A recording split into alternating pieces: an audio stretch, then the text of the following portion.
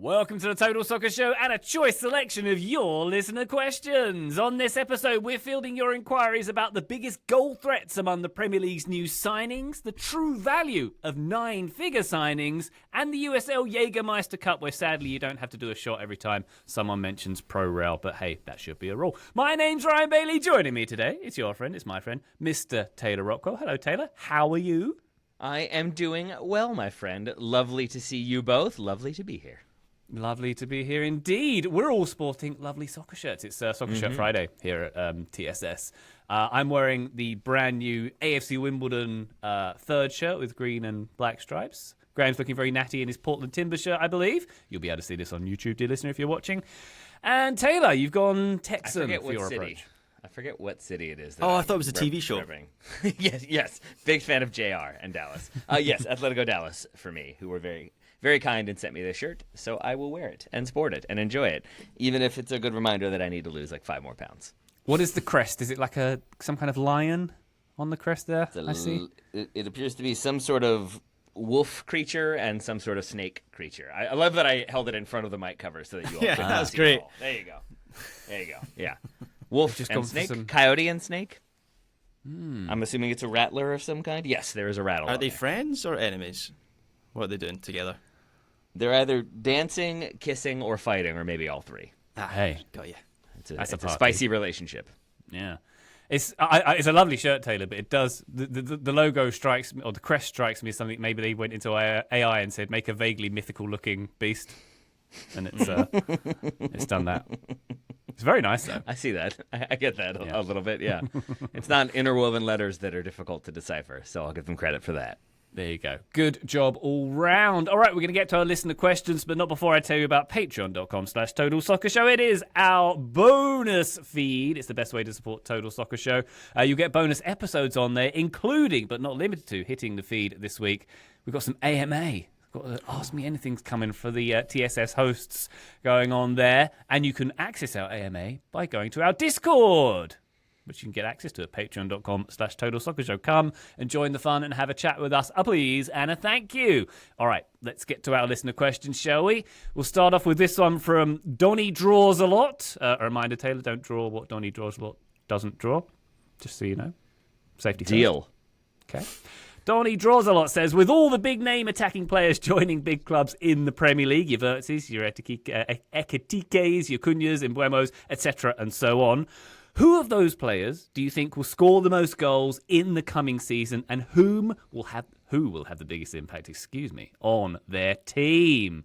Obviously, Taylor, a lot of new players coming into the Premier League and some who are transferring from interleague deals as well. What do you think? Who's going to be the most impactful of the signings we've seen so far? I will give you my answer. I will first ask a question. Who is Delano? I think it's a typo. I think that's Delap. I think that's Liam Thank Delap. you. I was going through the list and I was like the AFC Wimbledon midfielder? Like maybe him, I guess, if he gets a big move. I think Chelsea actually signed the Vegas hotel and they're going to sell it to themselves 3 times. That's how they're going to cover things. That's what that is. In that case, the hotel. The hotel for the top Delano. scorer. I wanted to say João Pedro. I think that's largely based on the Club World Cup and how immediately good he looked for Chelsea. However, I don't think he will be their penalty taker, and that is important. I'm not sure any of these guys will be the penalty takers for their respective clubs, but I don't think he'll be their penalty taker. I think he is going to have competition. He's going to have a lot of other players around him. So if he has like a poor run of form, I think that hurts him because maybe Liam Delap steps up. Maybe Nicholas Jackson gets another chance. I don't think that ends up being the case, but there are enough like theoretical hypotheticals for how João Pedro could end up maybe not like having the best first season. Whereas for me, I think I'm a lot more bullish on Gyökeres than a lot of other people, but he feels to me like the signing that Arsenal have needed, that he makes them a better attacking team. He gives them more different looks, even if he is a somewhat conventional striker. I think he scores a lot of goals for an Arsenal team that will score plenty this season, that have a lot of depth and talent around him, but ultimately don't have a ton of like out-and-out competition for him. Like, I guess there's Gabriel Jesus. Maybe Kai Havertz is still in that conversation. Maybe Mikel Merino is somehow still a striker. I don't know. I just think Arsenal are going to score plenty, and I think Gyökeres will be a key figure in many of those goals. I would say honorable mention to Bryan Mbeumo, who I think will be very good for a Manchester United team that will score a bunch of goals and probably concede a fair few as well. That's some bullish outlook on Man United there as well. I like it, Taylor. Very good. Graham, how are you feeling? It does feel like, to me as well, Gyökeres might be the standout, and Arsenal fans will will hope that is the case. Well, it depends which question we're answering there, right? Because there's two: most goals and then biggest impact. They could be different things. So I would argue in biggest impact could be Florian Wirtz, because I think he's the best player on this list. Yeah. Now, to contradict or counter-argue my own argument there, how are we defining impact? Because Florian Wirtz is joining the best team in the Premier League. So if we're looking at... Graham, are you running for office? What's the definition through of my is, thoughts, Graham? certainly. Maybe not in a very coherent way. But if we're thinking of impact as someone who's going to make a difference for a team, obviously the margins for Wirtz are narrower than some of the other options. So I would probably go for João Pedro. And look, there might be recency bias from his 2 games at the Club World Cup. But I think there's a good chance that he's the perfect centre-forward for this Chelsea system and things sort of click into place. Because last season that was the issue for Chelsea, was their attack. Certainly in the second half of the season they were a little bit dull to watch. And I just think Pedro gives Chelsea so much in the way that he can drop deep, he can drift, he can link up. I think Chelsea have some excellent supplementary attackers around him, so if he's creating space, then you think maybe they're going to be better and more impactful as well. I also think he's a brilliant finisher, and I think he's better inside the box than a lot of people realise and give him credit for. I'm also a big fan of Mohamed Kudus. I think he'll be very good for Spurs if he can stay fit. That's the question with Mohamed Kudus. So I think... I'm going to give you 3 answers here. Best player is going to be Florian Wirtz. Most impactful player is going to be João Pedro. And most goals is probably going to be Gyökeres, because that is like his whole thing, isn't it? Putting the ball in the net.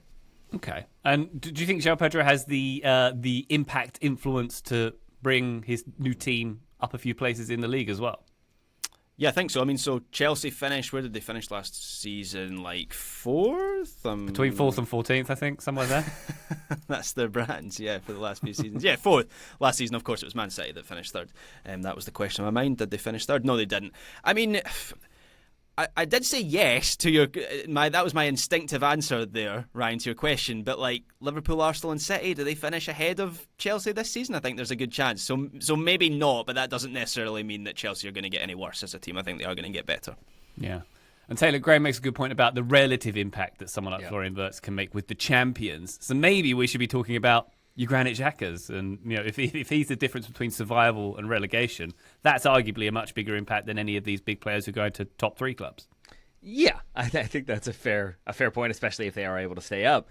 With that in mind, then, I think it's a good shout by Graham to mention Mohamed Kudus, given where Tottenham finished, and that probably goes for Matheus Cunha and Bryan Mbeumo as well. That if they're both scoring a bunch of goals and Manchester United finished 7th.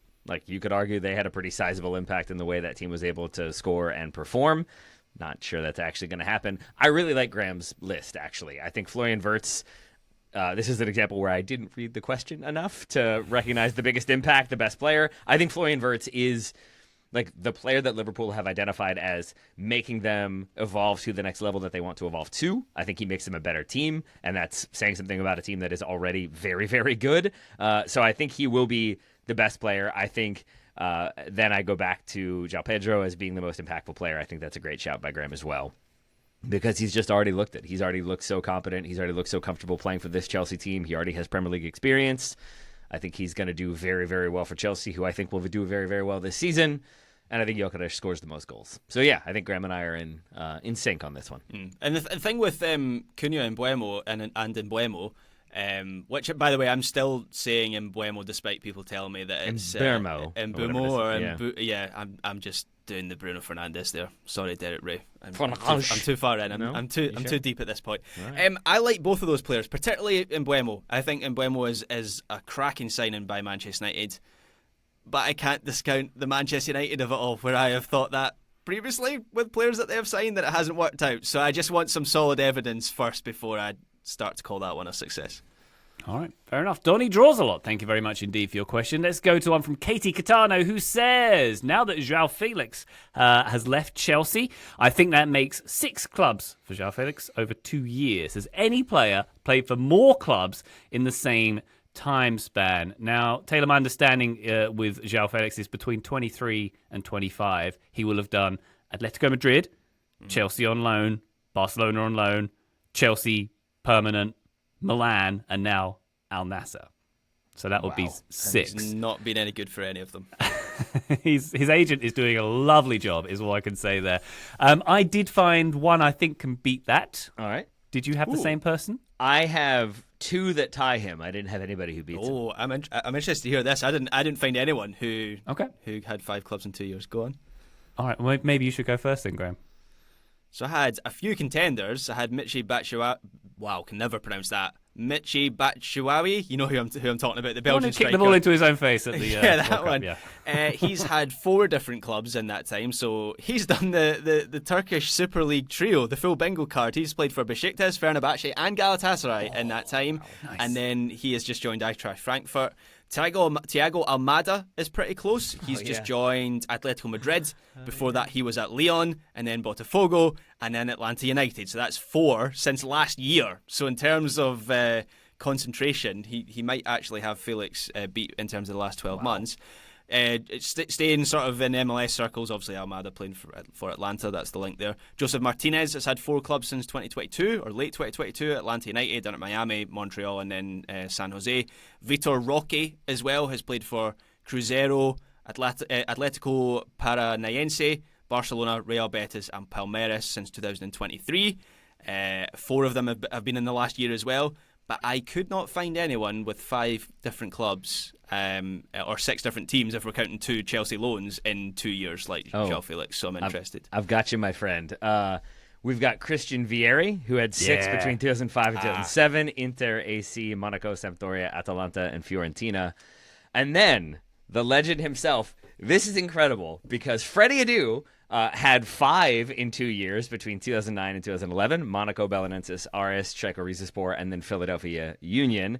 And then, between 2013 and 2015, had 6 with Philadelphia Union again, Bahia, Jagodina, KUPS, KUFU 98, and the Tampa Bay Rowdies. So Freddie Adu in 4 years there, between 2009 and 2011, and then 2013 and 2015, had 11 different clubs in 4 years when you add them all together. So that's not bad, but it doesn't exceed João Felix. But Ryan, I'm excited to hear who does in fact beat João Felix. I'm glad that you read the question correctly, Taylor. Unlike me, I was looking in the last 2 years, like the same time as João Felix. So Freddie Adu is a great shout. Yeah. All right. I think I have the answer, and I think this person has done it twice. Lutz Pfannenstiel. I was about to ask if it was Pfannenstiel. Journeyman goalkeeper, legendary journeyman goalkeeper, has played for a lot of clubs. He's the only player to have played on 6 continents. He obviously is involved with St. Louis at the moment. I think, and if you can correct me if I'm wrong, I think between 2007 and 2009 he had 8 clubs. And I think he did the same thing between 2001 and 2003. Yep. So he had 2 periods of 2 years where he did 8 clubs. I could go through and pronounce them all, but there's a lot of sort of very obscure ones. Vancouver's in the list of the second one. But crucially, in that second period, in those 8 clubs, he played for them all. He appeared in that first period. He also had, sorry to cut you off there, Ryan, he also had 5 different coaching or managerial spells in 2 years between 2007 and 2009. It's just a character trait for him. Wow. He loves to pack a bag, doesn't he? What was he like? Okay, so he's at Dunedin Technical in 2002, where he had been in 2001 as well. He also, in that same time period, he's at Dunedin three times in that time period. Bradford Park twice in that time period. Like, he does a lot of, it seems like, is he like a seasonal worker? Does he play for one in one league and then he immediately goes to the other one and just kind of rotates around? I don't know how it works, but he's to your on point, a 0 Ryan, hours contract. He's playing 18 games, then he's playing 14 games, then 18 games, then 14 games. Like, the man gets around and then adds in some Calgary, not to be left out. There was, Graham, this might be an old reference for you, but when I was younger, there used to be a Canadian TV show on British television called The Littlest Hobo. I don't know if it was in the States as well. But it was about a little dog, and like every episode, he went to a different town. Reminds me of Lutz. Had a good theme tune, that song. What was the one with the plane as well, where they visited different towns in every episode? There was a dog Succession. in that as well. Yeah, Succession, that's what I'm thinking of, yeah. I would watch a TV show about a journeyman footballer who goes to a different club every season and the adventures he has along the way. No? Well, Excuse me? Maybe Netflix are filming João Felix. And Maybe. Yeah. Ideally, there is character development, and the person learns something along the way. Unlike, according to reports, João Felix, who has not learned much since he made that move to Atleti, by all accounts. Yeah, indeed. I think maybe we need to be starting to write that TV script and get an Apple TV show, The Lutz Show, and we'll. It's been greenlit by Netflix. Oh wait, yes! no, they don't greenlight any programming anymore. I take that. No, back. I saw João Felix's debut I didn't watch the whole thing. I just saw clips for Al Nassr, and there was a cross to the back post where he gets in the way of Cristiano Ronaldo, and Cristiano Ronaldo looks round him and it skills at him because both of them managed to fluff up the chance. So I think João Felix is now actually training with Real Sociedad in Ryan's backyard. Oh dear. Sorry to hear it, JWoww, but that's another club to add to the list. Katie Catano, thank you very much indeed for your question. Listener, if you can beat that, if you found any other players who've played for more teams within a 2-year period, hit us up, let us know. But let's take a break. When we come back, we're talking about much more of your listener questions. Join us then. Total Soccer Show, welcome back to our listener questions. David McCracken has been in touch. Who is the best current coach of any team in any league that was born in the United Kingdom? Is it Emma Hayes? Asked David McCracken. It's either her or Sam Allardyce, right, Graham? Certainly on the men's side, it's got to be Allardyce. Next. Allardyce. Yeah, him and his mural with the bag of chips. Did you see this? The Big Yes. Sam mystery mural. Yes. I put it in the newsletter. I think I led the newsletter with it one week because I loved it so much. There's just a Banksy-style mural of Big Sam that's Was it appeared Banksy? in an English town. Let's just say it was, yeah. But the best bit about the mural was he's eating a bag of chips that apparently is a local delicacy or an English delicacy called orange chips, which are chips that are dunked in batter and then fried. I've no idea whether this is something that Big Sam enjoys, but I did enjoy the mural. But I think, yeah, that is the choice, right? It's between Emma Hayes and Do they fry the bag Big Sam. as well? Big Sam asked them to, No. but they've got standards. And his hand. This is one of those moments where I forget that you call fries. Fries. That Yes, really that's threw me right. for a minute. I was like, wait, are they like vitamin C chips? And now I understand. There's Well, no see, I would- vitamins in them. So Definitely. probably not to be pedantic about it. Maybe this is Patreon chat, but I wouldn't consider fries to be chips. Ryan, like chips are like Cole Palmer says, chippy chips. You Yeah, know, like they're they're like slightly different. thicker, they're chunkier. Produced in the same way, but different volume, surface area ratio. Let's not get bogged down in this, Graham. Best UK coaches, is it Emma Hayes? Do you all only have one type of fries? Like, what about like steak fries versus shoestring fries versus waffle fries? So steak fries would be chips, right, Ryan? Okay. Like we would consider them chips because they're Yeah. chunkier. If it's chunkier, it's a chip. But we still say fries. Like fries is a word that I say and other people say. Like what you get from McDonald's is fries. You wouldn't. If I'm describing Futurama protagonists, I'd also say fries. Yeah. Perfect. That's right. Yeah, it's Emma Hayes. Are we done? It is Emma Hayes, yeah. Yeah. Yeah. I mean, it absolutely is. There are some other like honorable mentions, but I don't think it's particularly close. Emma Hayes has 7 Women's Super League titles, 5 Women's FA Cups, multiple League Cups, so plenty of domestic doubles in there, plus the Summer Olympics, plus the next World Cup. They'll be winning that one. So yeah, the amount of silverware and then that she's done it at club level and international already, I think is very much to her credit. I think for the honorable mentions, it's a big gap, but I would say Brendan Rodgers probably deserves a shout. Promotion playoffs with Swansea, FA Cup with Leicester, and then multiple league and cup wins with Celtic. He's been plenty successful there. And my other kind of like outsider is Eddie Howe, who I think is worth noting that he got Bournemouth promoted from League 2 to League 1, from League 1 to the Championship, from the Championship to the Premier League. Then he wins the League Cup with Newcastle, and I think is seen as a person who is a bit of a tactical innovator, but can also be pragmatic and also can get players who maybe come from disparate backgrounds and don't necessarily want to still be at a club, pull them together and make them play better than some of their parts. So I think he deserves a shout as well. Yeah. But it's Emma Hayes as like 1A, and then there's 2 ? And then 3 is Eddie Howe for me. Yeah, Eddie Howe is the best British manager in men's soccer at the moment. I also had Brendan Rodgers. I thought he would be overlooked, to be honest, just because he's in Scottish football. But kind of a bit of a mystery that Celtic have managed to keep hold of him for as long as they have. Is it? The fact that he's there? I honestly think Brendan Rodgers is good enough for a top 10 Premier League gig. Like genuinely, like West Ham were desperate to get him, and I know they're not a top 10 team, but they want to be. They're ambitious enough to target that. But yeah, Rodgers is really good. And then after that, like Moisey deserves a mention, I think. Graham Potter, I'm not sure what I think of him at the moment, but he is coaching a Premier League team. Not many British managers are right now. Kieran McKenna, Will Still, I think he's highly rated by some, but he's in the Championship. That's kind of it. There's not many coming through. There's nobody Scottish coming through. Like, literally nobody. I couldn't name you a promising Scottish manager at any decent level. So, which is depressing. Management was all we had left. Now even that's gone. Wow. But yeah, slim pickings. Why do you think that is, Graham? Is there a dearth in the UK of coaching talent, like, just coming through? Are there systematic reasons for this? It's a good question. I don't have a great answer, to be honest. I think at the top level, it's just because the Premier League have the money to go out and get the best in the world, right? But my theory for a number of years now, for the best part of like a decade, has been that eventually we'll start to see some top level homegrown, particularly English coaches, because obviously being the land of the Premier League, just because, you know, if you have, with players, you look at the England national team, after a while, those homegrown players just had to reach a certain level because they had to learn to compete in the Premier League, and you look at the quality that England have at all levels now, and I think that transition has happened. You would think something similar would happen in coaching and management. Hasn't happened yet. It's taken longer than I would have thought, so I don't have a great answer. Okay. Dave McCracken, thank you very much indeed for your question. I think we answered that one pretty fully. Colin Jackson, probably not the Olympian Colin Jackson, says, do coaches ever tell players where to go for penalties? I just saw someone say, Tomei, get a notebook as they go to penalties against England, and it crossed my mind since it might take some of the mental side out of it. Not that it helps Spain, says Colin. Yeah. Wahaha. Taylor, what do we think about this? This is a very difficult question to ask because ultimately we don't know if this has happened or does happen generally, but you'd have to think that the manager's job is to corral, get people in the right headspace, sort out the order of penalties and where they actually shoot them.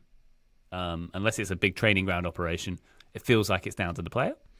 I actually think even more of it is down to the players than you're giving credit for. I think a lot of the time the manager takes a back seat and kind of lets players step up and volunteer who wants to go, because you really don't want somebody taking a penalty with an attitude of like, yeah, I guess I'll take one. I don't think that's ever the vibe you're going for with penalties. And so I'm assuming Tomei got the notebook to look up like basically like who had done the best in training or sort of what the agreed upon order was coming out of training when they had practiced penalties. But then you're still going to have the kind of communication with the players themselves about like, do you want to take one? Who's on the pitch? Who can step up if maybe two of your takers have been subbed off? I think there's a lot of like organization there, but I think ultimately it's the players volunteering to take them, and then it's the players maybe with a little bit of input from support staff whose job it is to kind of prepare the goalkeepers for shootouts, but also prepare the players for goalkeeper inclinations and the like, because I think that is sort of where a lot of the preparation happens, and I think it's the coach's job to make sure things are organized and structured to the extent they can be, but also to make sure that the players just feel emboldened and empowered as they step up in a highly pressurized situation. Mm-hmm. Yes, I used my Hearts mole that I've used a few times recently for listener questions. One of these days he's just going to block me on WhatsApp, but he's still replying to me for the time being.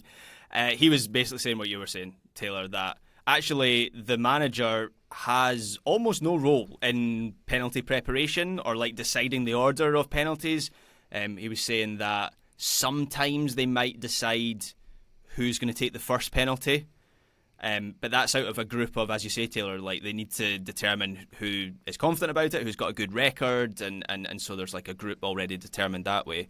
And it's more to do with kind of like the set piece specialist who will be the one crunching the data on like player success rates and when they're shooting to certain sides, and they'll also be working with the analysts at the club who will look at opposition goalkeepers and their saving patterns. So when you see those instructions and charts taped to the side of the water bottle like Hannah Hampton had during the Women's Euros final, it's usually not it's almost certainly not the manager who's done that. It's usually not even the player who has done that. It's like the team of set piece specialists and analysts. And even then, the set-piece specialist wouldn't really tell a player where to go. They would just like give them the data and the information, and there'd be a discussion on what their strategy is. But apparently, that very rarely actually includes the manager. They don't really have much of a role in this, by and large. Well, yeah. I mean, it would be surprising me if Serena Vegman was saying to Chloe Kelly, just gently place it to the bottom right corner. And she's defied that. But yeah, it does feel like it's an individual pursuit, but there's a lot of science behind it, as you say, as well, Graham. All right. Very good, Colin Jackson. Thank you very much indeed for your question. Let's take one more quick break. When we come back, we're talking about the USL Jägermeister Cup and also the value proposition of 9-figure transfers. Join us then. Total Soccer Show, welcome back to our listener questions. Our friend Ira Jersey has been in touch with this one. What is the USL Jägermeister Cup? What is the format? Has it had the effect the league and teams have hoped for? How have Taylor and Joe's teams done in the competition thus far? Taylor, I do like that hard alcohol is sponsoring national tournaments. Yeah, it's. I tried to leave my Jaeger days behind, but I've won too many Jägermeister Cups, frankly. I feel like Cups? everybody who has had let's pause there. What? Well, I guess a shot glass is some sort of cup. You just drop. I it have in never heard a Red Bull. shot glass called a cup, and now I think you're an alien. This is Exhibit A, and why Graham is now a pod person. I'm pretty sure. Well, Would I you mean, I like guess a sip of my cup? That's not what anyone has ever called it, Graham. The Nice cup try. of Red Bull that you drop the Jaeger into, that's a cup. So Maybe I they guess- should rename the competition the FA Shot, and Graham would be less confused. Do you call a glass a cup? I would, yeah. I mean, I also would call it a that's glass. psychotic but behavior. I'm sorry. What is a cup then? I don't know. A cup is a cup, but it's not a glass. Thanks for that clarification. You're welcome. You're welcome. All right. I feel like I don't know. I feel like normally I think the Discord is behind me, and then it uniformly agrees with Graham. So we'll see how it goes. Graham's putting some fizzy juice in his cup. That's what we're learning. Gross. Also gross is Jaeger. That is, everybody who has overindulged has the one liquor that maybe they no longer can enjoy. The first time I ever got like truly drunk was Jaeger, and I can't smell Jaeger without being like, oh no, a little bit nauseated, a little bit dizzy. I got caught in the Jaeger trap when I was younger because it's all natural herbs. Oh, You yeah. basically can't get a hangover from it, as if like other alcohol was made from like uranium or something. By the way, I am here to tell you, you definitely can get a hangover from Jaeger. A 2-day hangover, I might even add. But it is very cool to have an international sponsor for a USL competition, which is what Jaeger is and what Jägermeister Cup is. I will hold my hands up and say I'm a Richmond Kickers supporter. I did not know this existed until this question happened, and I thought it was maybe something akin to the Henny Derby, which is the rivalry between Ford Madison and the Richmond Kickers, in which there's a bottle of Hennessy placed on a wager placed on each game, and the results, the loser has to give the winner a bottle of Henny. I thought that might be what was happening here. Instead, it's basically another in-season tournament. I think it's like you could think of it as like US Open Cup, but with a group stage and a smaller pool of teams. Initially, it's just open to USL League One teams in 2024, so just the third division of American soccer are in the pyramid. This past season, it's expanded to all of USL, so you have the kind of group stage, and then you've got the knockout round that follows. But who cares about the knockout round? Not the Richmond Kickers and not Phoenix Rising, because neither of them has ever made it out of the group. The Kickers have obviously had one more opportunity, having played in USL League One, but they don't get out of the group either time. Phoenix, for their part, I think, had shootouts that were the kind of determinant factor, and ultimately they did not get enough points to make it out of their group either. But it seems to be mostly an okay to popular thing, because there is a little bit of prize money there, given the sponsorship. And then for teams, it's at least 3 or 4 more games a season that you can get some money off of, get some revenue out of if you're hosting those games. And so in that way, you're kind of adding in more games and generating more interest for a competition that your teams can more likely win than, say, the US Open Cup, where it's more likely to be an MLS team that ultimately ends up winning it. An MLS team that isn't really prioritizing it either, whereas I think some USL teams are sort of looking at this as a competition that they can go far in and make some waves in. Although I think others do still treat it as an opportunity to play the kids and maybe rest some starters. So mixed bag, I think, overall. Yeah. Graham, it seems like a slightly complicated USL Cup competition that we've got going on here, but I don't know, have you got any sense of how seriously the teams take it? Yeah, so first of all, I don't have the insight of fans who are going to games or on the ground or people who are fans of these teams, but it seems like attendances have been pretty decent so far. So the average attendance so far over this was last season's average attendance, I should say, was over 2,000 fans, which is pretty much on par with the average attendance of a USL League One game itself. And I think that number has been even higher this year with the championship teams coming in. So there does seem to be some level of buy-in from across the USL. I think some teams are taking it more seriously than others. Maybe the League One teams are seeing this as an opportunity to give the championship teams a bloody nose. Of course, there's no, at this moment in time, no promotion and relegation between those divisions. That obviously might come in the future, but that might incentivise the lower level teams against the higher level teams. We see this with cup competitions across the world, the way that goes, the dynamic of those games. And the comparison that I would make with them now introducing the championship teams is Ryan the Johnson's Paint Trophy, which I know is not called the Johnson's Paint Trophy in England anymore, but I will continue to call it the Johnson's Paint Trophy forever, because it's the Jägermeister Trophy now, right? Jägermeister Trophy, yeah. Pretty sure I've won that in the past as well. Which one would you rather drink, Johnson's Paint or Jägermeister? Right, I thought you were giving me the choice between a cup and a trophy to drink out of. Which liquid? liquid? I'd rather the trophy. Yeah. Paint is the paint, answer. I think, is the answer, yeah. But yeah, it seems to be. We have. I'm sure we've discussed this in the past, because this competition does the penalty kick thing, right? For draws, like they have a shootout for the extra point. So I'm sure we've had listener questions about this in the past. It's maybe just a slightly unfamiliar name now that is sponsored by Jaeger, the demon of my younger days. Wonderful stuff. All right, Ira, I hope. I'm just going to add, I think last year's final was contested between Northern Colorado, who won it, and Ford Madison. And I think that was both teams in the top three. I think Union Omaha was top of the table at the end of the regular season. But it is worth noting that you had the second-place team in the standings playing the third-place team in the final. So it does feel like something that was maybe a priority, if not the priority, but both teams taking it seriously. And that one goes to penalties as well. So some drama in there, too. Excellent stuff. That's what we like to see. Ira Jersey, thank you very much indeed for your question. One last question on this episode. It's from our Discord from Texas Hoosier. What would you say the percentage of value returned is for transfers of $100 million or above? It seems to me that a lot of the best rosters are made up of $30 to $60 million buyers and a good academy and development team. How many of these big money buyers are a bust? And what's the biggest example of a club lighting $100 million on fire? I think, Graham, it's very hard to get good ROI, return on investment, on really expensive things in any walk of life. And it's probably even more risky in the world of soccer, where there's probably a few examples of clubs who wish they hadn't dropped nine figures on a player, perhaps. Yeah, so there's 18 players, I make it, on that list who have cost in football history over $100 million. Do you want me to run through? I can do it quickly. I think I had 20, so yes, I want to hear yours.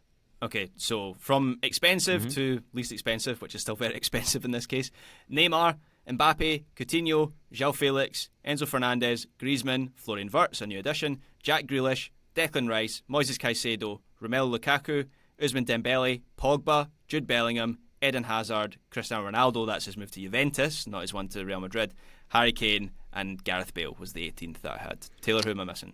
You're missing Ousmane Dembele again. Because you've got the move from Dortmund to Bayern, and then to Barca, and then from Barca to PSG.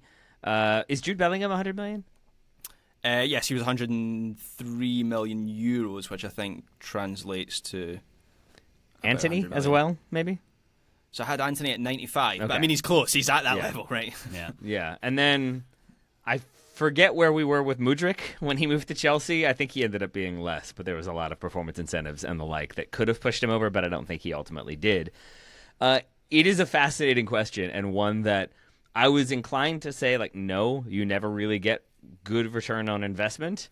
And I'm now, having looked at it, very much inclined to say that as well, because I think it immediately puts a target on the player. It immediately puts immense pressure on the player and the club that signed that player to do really, really well. And even when they do, as was the case when PSG bring in Neymar and Mbappe in the same season, who are 1 and 2 on this list, it still ends up feeling like, yeah, but you won the league that you were already winning, and you won the cup that you were already winning, but you didn't go far in that one other competition that you wanted to go in. I don't think Coutinho is seen as anything but lighting things on fire. Dembele, when he goes to Barcelona, I think it's the same. João Felix to Atletico Madrid, the same. Like, I think it takes to like Enzo Fernandez to get one that is maybe seen as a success, and even there's a lot of question marks early on, and it's not like he's been a slam dunk. It's just been he's been reliable so far, and with the expectations we have for Chelsea this season, seems like it will come good. But generally speaking, it feels like a way to show your fans that you're a huge club, that you can spend that money, that you can bring in players, that you can attract some of the top tier talent. But I agree with the premise of Texas Hoosia's question, or Hoosier, that ultimately I think you are better served trying to find those undervalued players who are going to cost you 30 to 60 and get a few of them and then kind of populate your squad accordingly, fill it out with academy players who are all kind of on the same page. And I think pulling in the same direction, I use that phrase a lot, but it's one of my favorite ones when it comes to sport because I think it's critical when you want to build a team. And if you have everybody trying to play one style, but then a £120 million player who's going to do their own thing, it really puts you in a difficult position really quickly. And I think that happens more often than not, it seems. Yeah, so of that list of players that I read out, I think there are 5 true successes. And obviously there's subjective. Okay. Go on, Taylor. All right. Declan Rice. Yes. Obviously Paul Pogba. No. Harry Kane? Yes. Okay. Yeah. Jude Bellingham? 2. Yes. 3. Okay. Did you have Enzo Fernandez or no? I didn't, but I did have another Chelsea midfielder. I think if you Moises spoke to Caicedo. Chelsea, yeah, I think he's been really good the last 6 months. He's looked like £100 million. I think Really? you could, Yeah. I think you make the argument of Dembele to PSG, given how good he is now. Because I didn't have him on my list, I've got the Dortmund to Barca one, so Yeah. he would be 6 if we included him. Yeah, that's Okay. been a slam dunk. So there's one closer to the bottom of the list that Bale? ultimately, yes, Bale, Yeah. successful. Yeah. Yep. I know ultimately Real Madrid fans were thankful to see the back of him, but he was very successful. For a while. I think you could make an argument of Ronaldo to Juve, given that he wins some silverware there, right? But I think it is an argument that would have to be made, and I don't think it puts Juve in a particularly good position going forward. So, yeah, Graham, I would agree with that list.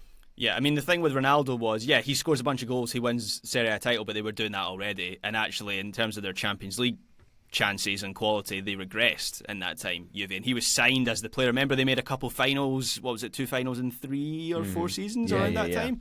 And so he was signed to be the player to get them over the line, and actually they never even got close to the line with Ronaldo. So that's why I kind of have that one down as a failure. I mean, there's shades of grey here. I mean, like even Neymar, I don't think anyone would say that was ultimately worth it for PSG, but he scores a bunch of goals, like 200 goals or something, and wins a load of silverware. It's just he was brought in to be the best player in the world for that price, and he never was. The only reason why I will say it is not the best example of a club lighting $100 million on fire is, number one, because they actually lit $200 million on fire.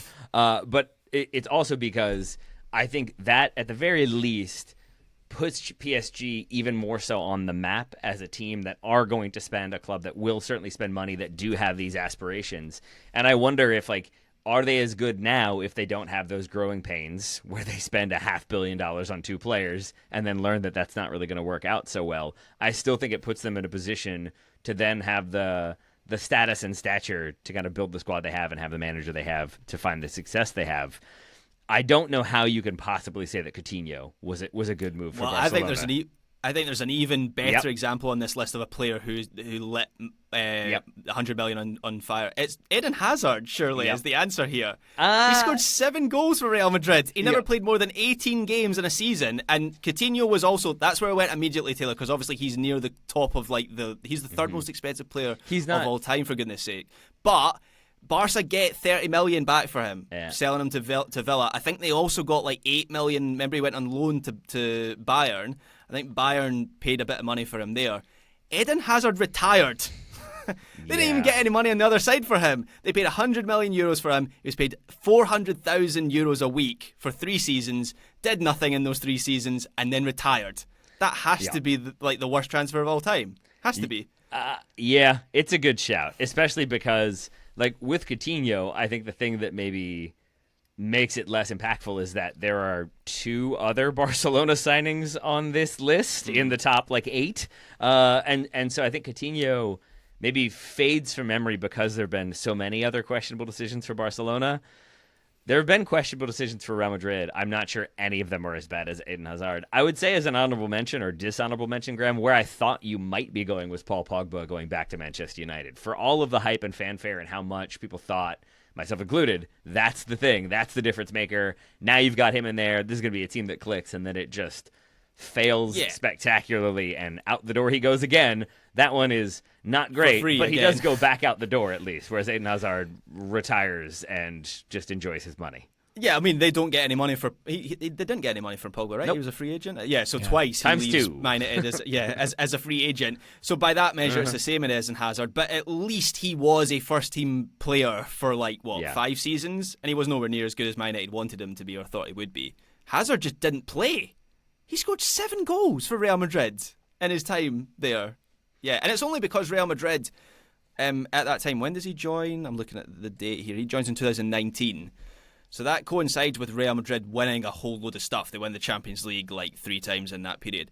If that hadn't happened, I think there would be more focus on this transfer. But if we're looking at a transfer in isolation, I think Eden Hazard is the worst big money transfer ever. Butterfly effect, Graham, of his transfer leading to success. Excuse me. I think you'll find it's very good value in that sense. Right. Okay. Cool. I thought you were going to give me. A player there who came from that transfer, but just generally they were successful because he was bad. Yeah. Graham, you are correct. The Eden Hazard is the answer for sure. Because I did not remember. I think because Pogba is so injured so often near the end of that second stint with Manchester United that I don't remember him playing as many games. But from 2016 to 2022, to your point, he plays 154 games. From 2019 to 2023, so 4 seasons instead of the 6. Eden Hazard, 54 games. That is ridiculous. That is so few games. He scores 4 goals along the way. Definitely not what Real Madrid thought they were getting when they spent that money. Oh, that is sadness. So to address Texas Husier's question, what would you say the percentage of value returned is from these players of 100 million plus, Graham? Are we to say from our data that we've just discussed it's about 25% success rate?